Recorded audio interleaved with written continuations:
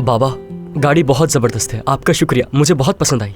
तुम्हें पसंद आई सुनकर खुशी हुई। वैसे क्या बाबा हम भी गाड़ी चला सकते हैं? हाँ क्यों नहीं, जब तक इसे लाइसेंस नहीं मिल जाता हम चलाएंगे।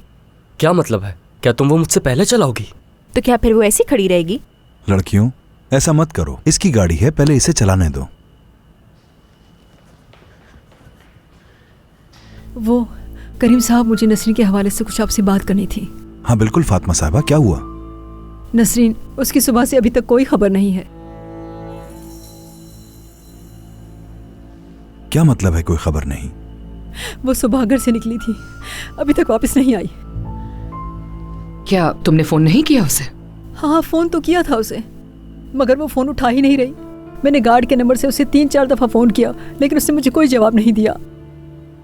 तो फिर आपको अपने फोन से कॉल करके चेक करना चाहिए था।